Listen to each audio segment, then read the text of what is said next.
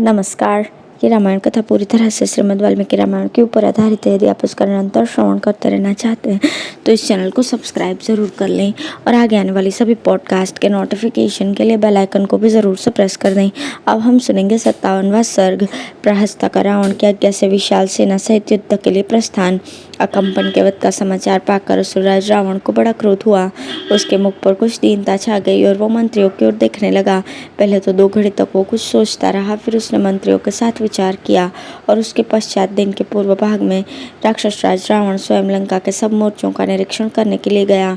असुरगणों से सुरक्षित और बहुत सी छावनियों से घिरी हुई ध्वजा पताकाओं से सुशोभित उस नगरी को राजा रावण ने अच्छी तरह देखा। लंकापुरी चारों ओर से शत्रुओं द्वारा घेर ली गई थी। यह देखकर असुरराज रावण ने अपने हितैषी युद्ध कला कोविद प्रहस्त से यह समयोचित बात कही। युद्ध विशारद वीर, नगर के अत्यंत निकट शत्रुओं की सेना छावनी डाले पड़ी है, इसलिए सारा नगर सहसा व्यथित हो उठा है। अब मैं दूसरे किसी के युद्ध करने से इसका छुटकारा होता नहीं देखता हूँ। अब तो इस प्रकार के युद्ध का भार मैं, कुंभकर्ण, मेरे सेनापति तुम, पुत्र इंद्रजीत अथवा निकुंभ ही उठा सकते हैं। अतः तुम शीघ्र ही सेना लेकर विजय के लिए प्रस्थान करो और जहाँ से सब वानर जुटे हुए हैं वहाँ जाओ। तुम्हारे निकलते ही सारी वानर सेना तुरंत विचलित हो उठेगी और गरजते हुए राक्षस शिरोमणियों का सिंहनाद सुनकर भाग खड़ी होगी। वानर लोग बड़े चंचल, ढीठ और डरपोक होते हैं। जैसे हाथी सिंह की गर्जना नहीं सह सकते, उसी प्रकार वे वानर तुम्हारा सिंहनाद नहीं सह सकेंगे। प्रहस्त, जब वानर सेना भाग जाएगी तब कोई आश्रय न रहने के कारण लक्ष्मण सहित श्री राम विवश होकर तुम्हारे अधीन हो जाएंगे। युद्ध में मृत्यु संदिग्ध होती है, हो भी सकती है और न भी हो, किंतु ऐसी मृत्यु ही श्रेष्ठ है। जीवन को बिना संशय में डाले जो मृत्यु होती है वो श्रेष्ठ नहीं होती। इसके अनुकूल या प्रतिकूल जो कुछ तुम्हारे लिए हितकर समझते हो उसे बताओ। रावण के ऐसा कहने पर सेनापति प्रहस्त ने उस असुरराज के समक्ष उसी प्रकार अपना विचार व्यक्त किया जैसे शुक्राचार्य असुरराज बलि को अपनी सलाह दिया करते हैं। राजन, हम लोगों ने कुशल मंत्रियों के साथ पहले ही इस विषय पर विचार किया है। उन दिनों एक दूसरे के मत की आलोचना करके हम लोगों में विवाद भी खड़ा हो गया था। मेरा पहले से ही यही निश्चय रहा है कि सीता जी को लौटा देने से ही हम लोगों का कल्याण होगा और न लौटाने पर युद्ध अवश्य ही होगा। इस निश्चय के अनुसार ही हमें आज युद्ध का संकट दिखाई दिया है, परंतु आपने दान, मान और विविध सांत्वनाओं के द्वारा समय समय पर सदा ही मेरा सत्कार किया है। फिर मैं आपका हित साधन क्यों नहीं करूँगा। मुझे अपने जीवन, स्त्री, पुत्र और धन आदि की रक्षा नहीं करनी है। इनकी रक्षा के लिए मुझे कोई चिंता नहीं। आप देखिए कि मैं किस प्रकार आपके लिए युद्ध की ज्वाला में अपने जीवन की आहुति देता हूँ।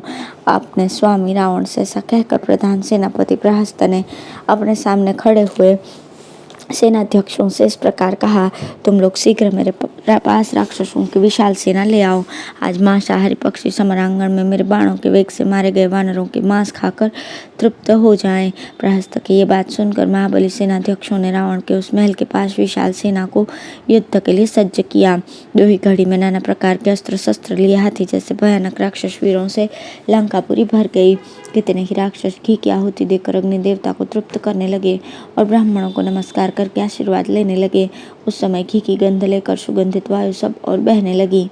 राक्षसों ने मंत्रों द्वारा अभिमंत्रित नाना प्रकार की मालाएं ग्रहण की और हर्ष एवं उत्साह से युक्त होकर युद्धोपयोगी वेशभूषा धारण की। धनुष और कवच धारण किए राक्षस वेग से उछल कर आगे बढ़े और राजा रावण का दर्शन करते हुए प्रहस्त को चारों ओर से घिर कर खड़े हो गए।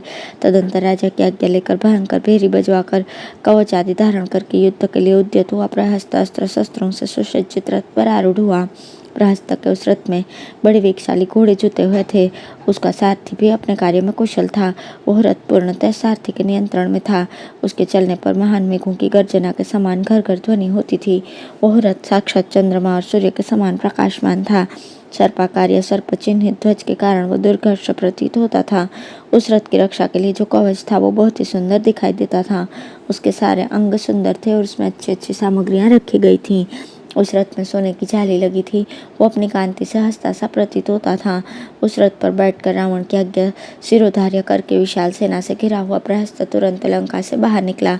उसके निकलते ही मेघ की गंभीर गर्जना के समान धौंसा बजने लगा। अन्य रणवाद्यों का निनाद भी पृथ्वी को परिपूर्ण करता सा प्रतीत होने लगा।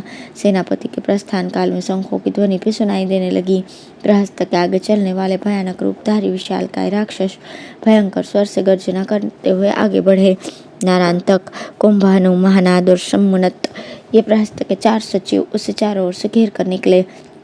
प्रहस्त की वो विशाल सेना हाथियों के समूह से अत्यंत भयंकर जान पड़ती थी। उसकी व्यूह रचना हो चुकी थी। उस व्यूहबद्ध सेना के साथ ही प्रहस्त लंका के पूर्व द्वार से निकला।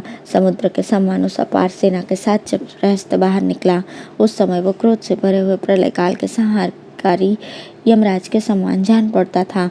उसके प्रस्थान करते समय जो भेरी आदि बाजों और गरजते हुए राक्षसों का गंभीर घोष हुआ, उससे भयभीत होकर लंका के सब प्राणी विकृत स्वर में चित्कार करने लगे।